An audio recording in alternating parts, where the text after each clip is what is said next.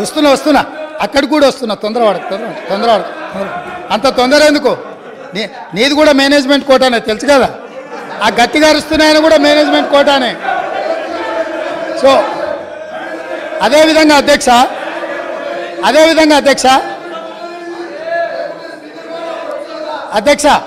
అదేవిధంగా మిగతా విషయాలలో భిన్నాభిప్రాయాలు ఉండొచ్చు, భేదాభిప్రాయాలు ఉండొచ్చు.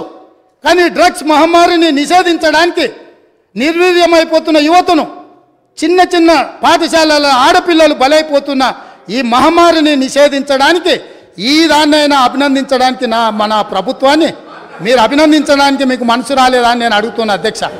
అంటే ఈరోజు ఈ సభలో వీళ్ళందరూ మిగతా వాటిలలో వాళ్ళకి రాజకీయ కోణాలు ఉండొచ్చు, కానీ ఈ విషయంలో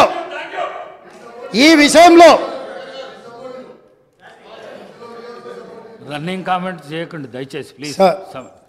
సార్ పాపం తెలియక అట్లా అంటుండే, కానీ తర్వాత ఆయనకుండే బాధలు ఆయనకుంటాయి. ఎందుకంటే ఎవరైతే ఈ అంశం మీద పూర్తి స్థాయిలో మాట్లాడినరో వారు బాధ్యత తీసుకొని మిగతా విషయాలలో మాకు భిన్నాభిప్రాయాలు ఉన్నా డ్రగ్స్ నిర్మూలన విషయంలో, మత్తు పదార్థాలను నిషేధించడంలో, గంజాయి ఇతర మత్తు పదార్థాలను ఈ రాష్ట్ర సరిహద్దులను దాటి లోపలికి రానివ్వకుండా కంచేసి కాపాడాల్సిన బాధ్యత ఈ 119 మంది శాసనసభ్యుల మీద ఉన్నది అని మనందరం ఏకగ్రీవంగా ఈ విషయంలో ఒక అభిప్రాయానికి వచ్చినుంటే ఎంత మంచి సందేశం ఇవాళ తెలంగాణ ప్రజలకు చేరుండేది అధ్యక్ష. కాళ్ళు వనకాలి అధ్యక్ష. ఎవరైనా ఈ రాష్ట్రంలో గంజాయి కానీ, కొకైన్ కానీ, హెరాయిన్ కానీ ఇట్లాంటివి రకరకాల ఎన్నో పేర్లు పలకడానికి కూడా నాకు రాదు అధ్యక్ష. వీటన్నిటినీ 100% ఉక్కు పాదంతో అణిచివేస్తాం, ఎంత వాళ్ళున్నా బొక్కలేస్తామనే నిబద్ధతతో మా ప్రభుత్వం పనిచేయబోతుంది. దీనికైనా వాళ్ళు పూర్తి స్థాయిలో మద్దతు పలకాలి అని చెప్పి మీ ద్వారా వారికి విజ్ఞప్తి చేస్తున్నా అధ్యక్ష. అదేవిధంగా అధ్యక్ష,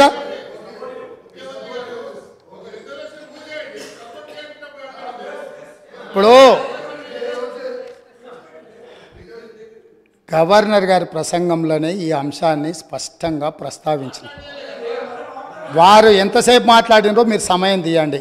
మా సభ్యులు ఎంతసేపు మాట్లాడినరో, టీఆర్ఎస్ సభ్యులకు ఎంతసేపు సమయం ఇచ్చినరో రెండు పోల్చి చూడండి అధ్యక్ష. ఈ విషయంలో మనకు భిన్నాభిప్రాయాలు, భేదాభిప్రాయాలు ఉండాల్సిన అవసరం ఏముంది అధ్యక్ష? ఏమన్నా ఉందా అధ్యక్ష? ఇందులో నేను ఏమైనా ఎవరికైనా నష్టం జరిగే విధంగా, లేకపోతే వాళ్ళ కష్టం జరిగే విధంగా ఏమన్నా ప్రభుత్వం నిర్ణయం తీసుకుంటుందా అధ్యక్ష? ఇందులో కలిసి రావడానికి ఉన్న ఇబ్బంది ఏంది అధ్యక్ష? నాకు అర్థం కాలే. అందుకే వారికి అవసరమైతే ఇప్పుడు అడగట్లేదు అధ్యక్ష మైకు. ఒకవేళ ఇప్పుడు నేను ఇంతసేపు మాట్లాడినా మైక్ అడిగినుంటే మీరు మైక్ ఇచ్చుంటే వారు మాట్లాడడానికి మైకు తీసుకొని ముందుకు వస్తే ఇవ్వండి అధ్యక్ష. ఇది ఒక మంచి కాజ్ కదా. ఈ ఒక్క మంచి కాజ్కి వారిని ముందుకు వచ్చేదానికి మైక్ ఇవ్వండి అధ్యక్ష. గౌరవ కేటీఆర్ గారు స్పీకర్ సార్, ఆయనకు బ్రేక్ తీసుకోవాలంటే బ్రేక్ తీసుకోమన్నాడు సార్. మాకేం అభ్యంతరం లేదు. మాట్లాడి అలసిపోయినట్టున్నారు. మాకేం అభ్యంతరం లేదు. కానీ అధ్యక్ష, వారేదో కొత్తగా ఏదో చేసినట్టు డ్రగ్స్ విషయంలో అధ్యక్ష, మా ముఖ్యమంత్రి గారు, మా గౌరవ పెద్దలు, మా పార్టీ అధ్యక్షులు, ఈరోజు లీడర్ ఆఫ్ ఆపోజిషన్ కేసీఆర్ గారు, వారు పాపం మరి ఫాలో అవుతారా లేదా వార్తలు నాకు తెలియదు. కానీ సివి ఆనంద్ గారు అనే అడిషనల్ డైరెక్టర్ జనరల్ ఆఫ్ పోలీస్ని టీఎస్ న్యాబ్ అనేది ఏర్పాటు చేసిందే మా ప్రభుత్వం. Telangana state anti narcotics bureau ఏర్పాటు చేసిందే మా ప్రభుత్వం. ఏర్పాటు చేయడమే కాదు, సివి ఆనంద్ గారిని అపాయింట్ చేయడమే కాకుండా దాదాపు 9 నెలల కిందటనే ఆ కార్యాచరణ కూడా ప్రారంభించి మొత్తం అన్ని జిల్లాల ఎస్పీలు, ఇప్పుడు వారు చెప్పారు కదా ముఖ్యమంత్రి గారు, మొత్తం ఒక పూచిక పుల్ల గదులొద్దు, అసలు గంజాయి అనేది కనబడొద్దు అన్న మాట ఏదైతే వారు చెప్పినారు అధ్యక్ష. పంజాబ్ గురించి కూడా గొప్పగా చెప్పారు అధ్యక్ష. మరి పంజాబ్లో నిన్న మొన్నటి దాకా ఉన్నది కాంగ్రెస్ ప్రభుత్వమే అధ్యక్ష. వారు మర్చిపోయినట్టున్నారు. పంజాబ్ ఇవాళ మత్తులో మునిగిపోతోంది, యంగ్ విడోస్ అనేది అయితే మాట్లాడారో అక్కడ ఉన్నదంతా కాంగ్రెస్ ప్రభుత్వమే. ఉడతా పంజాబ్ అనే సినిమా వచ్చింది కూడా మీ కాంగ్రెస్ ప్రభుత్వంలోనే, అది కూడా తెలుసుకోండి అధ్యక్ష. భిన్నాభిప్రాయం ఉంది అన్నారు. ఎక్కడుంది అధ్యక్ష భిన్నాభిప్రాయం? అధ్యక్ష, మేము ఒకవేళ భిన్నాభిప్రాయం ఉంటే మా ప్రభుత్వం ఎందుకు పెడుతుంది అధ్యక్ష? Telangana state anti narcotics bureau ఎందుకు పెడుతుంది? ఎందుకు సివి ఆనంద్ లాంటి కాంపిటెంట్ ఆఫీసర్ని పెడుతుంది?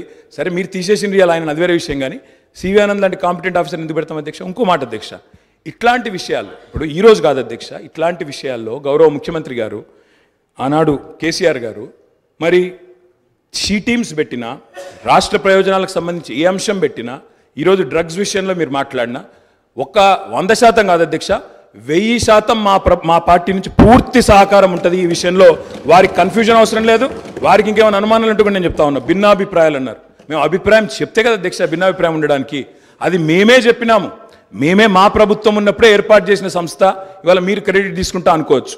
మాట్లాడితే మేనేజ్మెంట్ కోట అంటారు అధ్యక్ష. ఢిల్లీని మేనేజ్మెంట్ చేసి ముఖ్యమంత్రి పదవి తెచ్చుకున్న వ్యక్తి, ఢిల్లీని మేనేజ్ చేసి పీసీసీ పదవి తెచ్చుకున్న వ్యక్తి వాళ్ళ మేనేజ్మెంట్ కోట గురించి మాట్లాడితే అధ్యక్ష నేను అనలేదు అధ్యక్ష. ఇది కోమటిరెడ్డి వెంకటరెడ్డి గారు చెప్పినారు, పేమెంట్ కోట అని చెప్పినారు అధ్యక్ష. కాబట్టి ఇంకా ఆయన కూడా మాట్లాడితే బాగలేదు అధ్యక్ష, వారిని సవరించుకోమనండి. ముఖ్యమంత్రి గారు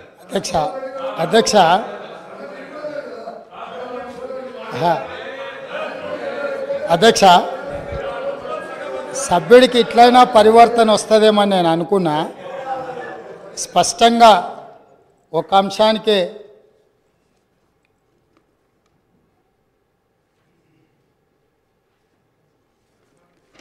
సభ్యుడు ఈ ఒక్క అంశానికే పరిమితమయ్యి స్పష్టంగా ముందుకొచ్చి ఇతర అంశాల పట్ల చర్చ జరగకుండా దీనికి మద్దతు ఇస్తారని నేను ఆశించిన. సో నన్ను నిరాశపరిచింది. మళ్ళీ సేమ్ రిటారిక్ పొలిటికల్ అలిగేషన్ చేసే ప్రయత్నం చేసిండ్రు. నాకేం ఇబ్బంది లేదు. టిఎస్ నాబ్ అనే ఒక పేపర్ మీద కాగితం తయారు చేసిండ్రు అధ్యక్ష. ఆ తయారు చేసిన దానికి సివి ఆనంద్ గారికి అడిషనల్ ఛార్జ్ మాత్రమే, హైదరాబాద్ కమిషనర్గా కొనసాగుతూ టిఎస్ నాబ్ డైరెక్టర్గా అడిషనల్ ఛార్జ్ వారు ఇచ్చిండ్రు.